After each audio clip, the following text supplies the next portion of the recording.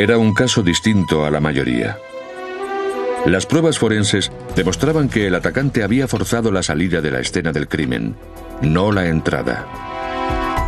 Nadie sabía por qué, hasta que algunas pruebas en las manos de la víctima ofrecieron la respuesta.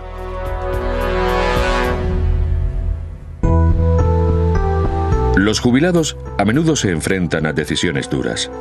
A muchos les resulta difícil vivir solos o se cansan de mantener su casa. Pero Catherine Bishop, de 82 años, no estaba entre ellos. Era una persona tranquila, pero alegre. Confiaba en todo el mundo. Y era mi madre. La casa de Catherine estaba en Hamelstown, Pensilvania, en las afueras de Harrisburg, la capital del estado. Una mañana, un empleado del ayuntamiento vio que habían forzado la puerta lateral de Catherine y llamó a la policía. Había una ambulancia en el camino de entrada y yo no dejaba de preguntar dónde estaba mi madre. Y vino un hombre y me dijo: lo siento, su madre está muerta. Y yo me quedé paralizada. Catherine Bishop había sido asesinada a golpes. El lugar era el de una escena violenta. Habían golpeado salvajemente a la víctima. Había un charco de sangre alrededor de la cabeza. Básicamente se había desangrado.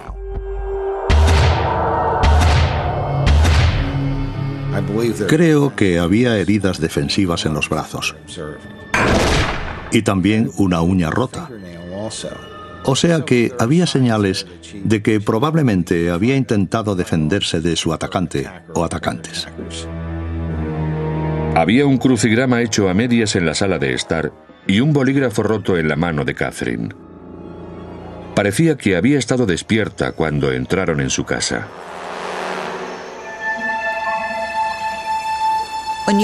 Cuando llegas a esa edad, tienes que esperar que se produzca la muerte, pero no como murió mi madre. Y eso es lo que más me perturba. Lo más raro de todo era que parecía que no faltaba nada. Según la familia, todo parecía estar normal. No habían registrado la casa. No había señales de que hubieran buscado algo concreto. A juzgar por la temperatura del cuerpo y el grado de lividez, el forense calculó que a Catherine la habían matado la noche anterior. La muerte tuvo lugar entre las 9 y las 10:30 de la noche. Al principio parecía que el punto de entrada había sido la puerta lateral, pero los cristales rotos estaban fuera, no dentro. Muy extraño. La mayor parte de las veces que he visto puertas forzadas, los cristales están siempre dentro de la casa porque la gente los rompe para entrar, no para salir. La policía interrogó a los vecinos. Siempre que tienes una investigación en la que no hay testigos ni pruebas, hay muchas probabilidades de que el caso no se resuelva nunca. Una de las vecinas dijo que había paseado a su perro la noche anterior alrededor de las 10:30 y había oído ruidos. Se dio la vuelta y vio una figura que salía corriendo de la casa de la señora Bishop. Solo pudo ver esa figura un tiempo muy breve, de quizá 10 o 15 segundos. Y eso, junto con las pruebas médicas, nos permitió establecer la hora del crimen. Si ese era el asesino, había salido por la puerta lateral, lo que explicaba por qué los cristales estaban fuera. De ser así, ¿cómo había entrado en la casa? ¿Y cuál había sido el motivo? Fue un crimen que causó mucha preocupación social y eso, por supuesto, nos motivaba aún más a buscar al responsable. Debido a la naturaleza del crimen, los investigadores estaban seguros de que la autopsia de Catherine Bishop les daría pruebas para ayudarles con el caso. El forense dictaminó que a Catherine Bishop la habían golpeado más de 60 veces. La causa de la muerte no fue difícil de establecer. Fue la rotura de las costillas a ambos lados del cuerpo, bilateralmente, lo que le impidió expandir y contraer el pecho. y murió por asfixia. El forense utilizó, como se hace siempre, cinta para recoger cualquier huella potencial que pudiera haber en el cuerpo o la ropa de Catherine. Y esa técnica permitió identificar algo que podía ser potencialmente muy valioso. Era tejido. Y era tejido que no encajaba con la ropa que ella llevaba, pero no sabíamos dónde podía haberlo cogido. En la cinta, procedente de la mano de Catherine, había también un trozo minúsculo de pintura blanca. El analista forense John Evans notó que la pintura tenía varias capas, cada una de un color diferente. La comparó con muestras de pintura del exterior de la casa de Catherine y solo encajaba con una zona: la pintura que rodeaba la ventana del sótano. Examinamos la estructura de la capa y el color que había. La pintura de la ventana del sótano tenía 3 capas. Una capa blanca superior, una capa medio amarilla y una capa inferior marrón claro. La ventana estaba situada a 1,5 metros del suelo y en el exterior de la casa, en la madera, había marcas negras. Parecía que alguien hubiera subido por allí y se hubiera apoyado en las maderas para ayudarse a entrar por la ventana. En la parte superior de la lavadora, la policía encontró marcas que parecían dejadas por una tela. La mancha tenía líneas estriadas, tenía el aspecto de ser de un pantalón vaquero o de una tela parecida. Los técnicos revisaron la zona y encontraron huellas parciales de un dedo y una palma, pero estaban demasiado borrosas para resultar útiles. En su búsqueda de sospechosos, los investigadores hicieron una lista de todas las personas que habían estado en casa de Catherine en las semanas anteriores. Encontramos facturas en la mesa de la cocina que indicaban que había habido un reparto de gasoil. La empresa de gasoil comunicó que habían llevado gasoil 3 días antes del asesinato de Catherine. Nuestros investigadores fueron a hablar con todas esas personas. Descubrimos que el repartidor de gasoil ni siquiera había entrado en la casa. Y los repartidores de gasoil tenían buenas coartadas para la noche del asesinato. La policía encontró también un recibo de un servicio de limpieza de chimeneas. 2 hombres habían limpiado la chimenea de Catherine la tarde de su asesinato. La hija de Catherine había ido a ver a su madre ese día y habló con los limpiadores de la chimenea. Le cobraron más de $300 y le pregunté si costaba tanto limpiar la chimenea. Los 2 hombres fueron identificados como Tim McEnany, de 27 años, y su primo Andrew Reichman, de 20. McEnany, al parecer, formaba parte de una asociación de limpiadores de chimeneas. Tengo entendido que Tim McEnany era el jefe de su pequeña empresa. McEnany y Reichman dijeron a la policía que habían terminado en casa de Catherine a las 6:30 y después habían ido a un bar cercano, donde habían estado hasta después de la 1 de la mañana. Varios clientes del bar confirmaron su coartada. Entonces, la hija de Catherine se acordó de algo. Cuando fue a casa de su madre la tarde del asesinato, vio 3 rollos de dinero en la cesta de la mesa del comedor, dinero que usaba Catherine para ir a la compra. Y recuerdo que le dije: mamá, guarda ese dinero. No puedes tener eso ahí con desconocidos en casa. Me sentía muy incómoda pensando que ellos estaban allí con todo ese dinero. Cuando la policía registró la casa de Catherine, encontró la cesta, pero no los rollos de dinero.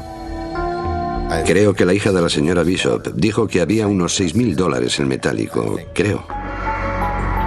Una fuente confidencial dijo al periodista Pete Shelem que Tim McEnany y Andrew Reichman habían hecho un viaje en la madrugada después del asesinato. Ocurrió sobre las 10 de la noche. Mi fuente me dijo que Tim y su primo Andrew habían ido a Atlantic City, que es donde están los casinos. Un lugar ideal para gastar $6,000.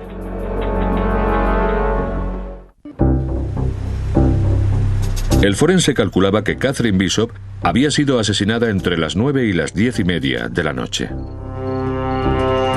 Las únicas personas que estuvieron ese día en casa de Catherine, además de su hija, eran 2 desollinadores que decían que se habían marchado sobre las 6:30 y habían ido a un bar cercano. Las dos camareras eran chicas atractivas.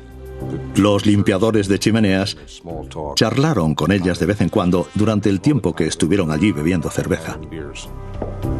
Los hombres afirmaban que habían pasado toda la noche en el bar, pero las camareras no estaban seguras de eso. Cuando terminó su turno, la primera camarera se sentó al lado de una de las sillas en las que se sentaban ellos. Y cuando entrevistamos a la segunda camarera, los situó en una zona muy diferente del bar, en dos sillas diferentes. Y más tarde. La casa de Catherine estaba a unos pocos kilómetros del bar. 30 minutos les habrían bastado para salir del bar, cometer el crimen y volver. La policía consiguió una orden judicial para registrar las casas de los desollinadores y confiscar la ropa con la que los habían visto aquella noche en el bar. La policía científica del estado de Pensilvania llegó a la conclusión de que el tejido de la camiseta negra de McEnany era idéntico al encontrado en el cuerpo de Catherine. Pero los abogados de Tim McEnany estaban convencidos de que eso era un error y contrataron por su cuenta a otro experto, Skip Palahniuk. Skip Palahniuk es muy respetado en muchos lugares y obviamente nos preocupaba mucho que pudiera declarar a favor de la defensa. Palahniuk examinó primero al microscopio el tejido de la camiseta de McEnany. En primer lugar, parecía haber tanto fibras negras sintéticas como fibras negras naturales. A continuación, Palahniuk comparó las fibras de la camiseta de McEnany con las halladas en el cuerpo de Catherine Bishop. Uniéndolas con una línea entre ellas, puedes ver si los diámetros y los colores son iguales. Tim McEnany y sus abogados confiaban en que Skip Palahniuk se declarara en desacuerdo con el dictamen de los expertos de la Policía Científica Estatal. Pero no fue así. Lo que encontramos en este caso, cuando comparamos las fibras de algodón de la cinta con las fibras de algodón de la camisa, es que parecían iguales. Cuando comparamos las fibras de poliéster de las cintas con las fibras de poliéster de la camiseta, también parecían iguales. No pudimos ver ninguna diferencia. Aquella no era la conclusión que querían Tim McEnany y sus abogados. Un abogado defensor encuentra satisfacción cuando se demuestra que su cliente, al que cree inocente, es inocente. Nuestro papel es muy diferente al suyo. Nuestro papel es buscar objetivamente la verdad científica, y eso es lo que hacemos. Hay una cierta ironía en el hecho de que se gasten mucho dinero en intentar lograr un testimonio muy respetable. Pero cuando alguien tan reputado dice luego otra cosa, tienes que acatar lo que dicen. Pero McEnany insistía en que las fibras no probaban nada. Dijo que había trabajado en casa de Catherine la tarde de su asesinato y era normal que pudiera haber dejado fibras de la camiseta por la casa. El técnico analista John Evans examinó el resto de la ropa de McEnany y encontró otra pista curiosa. Me dieron la chaqueta para que buscara pruebas científicas y al inspeccionar los bolsillos interiores encontré en el izquierdo un trocito de pintura que parecía que podía proceder de la casa. Evans descubrió que el trocito de pintura contenía 3 capas separadas de pintura. Blanca arriba, amarilla en medio y marrón claro en la parte inferior. Evans separó las capas con un bisturí y sometió cada una de ellas a luz infrarroja. Distintas pinturas reaccionan a la luz infrarroja de modos distintos, revelando así su composición química, pues la pintura está formada por muchos componentes químicos.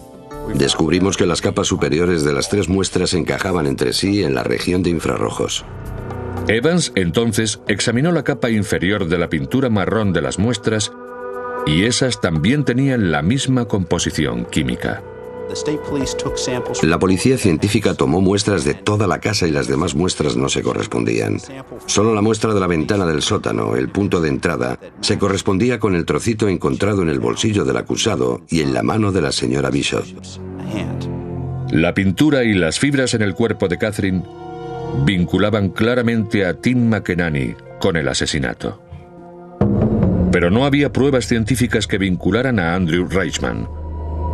La teoría fue que Reichman había accedido a tomar parte en un robo, pero no en un asesinato. Y cuando vio lo que le hacía McEnany a la señora Bishop, salió corriendo de la casa. Desgraciadamente, la vecina que paseaba al perro no pudo identificar a Reichman como el hombre que huía del lugar del crimen. Por eso solo se acusó a Tim McEnany del asesinato de Catherine Bishop.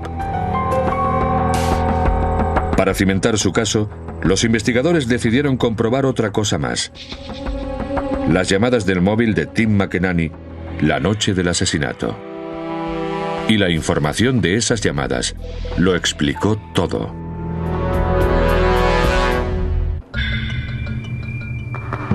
Cuando los fiscales preparaban su caso de asesinato contra Tim McEnany, tenían las pruebas de la pintura y las fibras, pero querían asegurarse de tener pruebas suficientes para condenarlo. Por eso los investigadores pidieron los archivos de las llamadas del móvil de McEnany la noche del asesinato de Catherine. Llevamos el teléfono al laboratorio y buscamos el último número marcado, fuera el que fuera, y resultó ser el número de teléfono de la señora Bishop. Los archivos del móvil de McEnany mostraban que esa noche hizo 2 llamadas a la casa de Catherine Bishop. Una a las 10:07 de la noche y la segunda 1 minuto más tarde. Las llamadas eran muy cortas, 20 o 10 segundos. No parecía que hubieran contestado en la casa. Y las llamadas se hicieron desde el móvil. Pero si Catherine estaba en casa, ¿por qué no contestó al teléfono? Era dura de oído. Yo la llamaba y a veces dejaba que sonara 15 o 20 veces. Y ella no me contestaba. Los fiscales creen que McEnany vio los rollos de dinero en la mesa del comedor de Catherine cuando Reichman y él limpiaban la chimenea. La decisión de robar seguramente la tomó más tarde, en el bar. McEnany llamó a la casa de Catherine poco después de las 10 de la noche y de nuevo 1 minuto más tarde.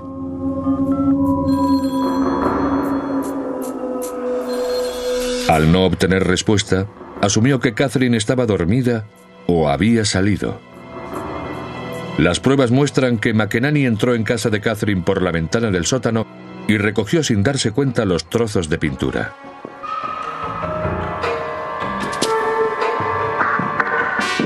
Una vez dentro, McEnany se encontró a Catherine despierta y tomó rápidamente la decisión de matarla. Catherine se defendió y cogió fibras de la camiseta, así como el trocito de pintura. McEnany le dio más de 60 puntapiés. Los fiscales creen que el cómplice de McEnany salió corriendo de casa de Catherine y rompió la ventana de la puerta lateral. Pero la vecina no pudo identificar a Reichman porque no llegó a verle la cara. Más tarde, McEnany y Reichman volvieron al bar para establecer una coartada. Según un informador, McEnany y Reichman fueron después a un casino de Atlantic City a jugar, presumiblemente con el dinero de Catherine. Pero eso no se corroboró nunca. En el interrogatorio policial, McEnany se negó a nombrar a Reichman como cómplice, pero confesó prácticamente el crimen. Sin decirle nada dijo: es la jodida cerveza, siempre que bebo me meto en líos. Tim McEnany fue juzgado y condenado por asesinato en 2º grado, robo y conspiración. Pero antes de oír la sentencia, McEnany corrió hacia la ventana e intentó tirarse por ella. Un ayudante del abogado defensor y el sheriff pudieron agarrarlo y tirar de él hacia adentro. Y en ese momento sus familiares, que estaban en el tribunal, empezaron a gritar. El acusado no dejaba de gritar que habían condenado a un inocente. Fue un caos. McEnany se quedó el tiempo suficiente para oír su sentencia, cadena perpetua, y luego se lo llevaron. Andrew Reichman nunca fue acusado en este caso. Sus abogados sostenían que no había pruebas de que hubiera tomado parte en el crimen, y los fiscales no tuvieron más remedio que admitir que era cierto. La diferencia entre McEnany y Reichman, aparte del hecho de que yo creo que McEnany fue el autor material, era que las pruebas forenses iban contra él. No teníamos ninguna prueba científica contra Reichman. Los investigadores dicen que este fue un ejemplo clásico de pruebas apenas visibles que llevan directamente hasta un asesinato. El principio general de la ciencia forense es que cuando vas a alguna parte, haces una de dos cosas. O dejas pruebas o te llevas pruebas contigo. Al jurado le resultó fácil ver algo así. A los jurados les gusta eso. Pueden armar el puzzle. Y nosotros les dimos las piezas y dejamos que las montaran donde iban. Sí. Estoy agradecida de que haya expertos en esos campos y pudieran encontrar las pruebas que encontraron.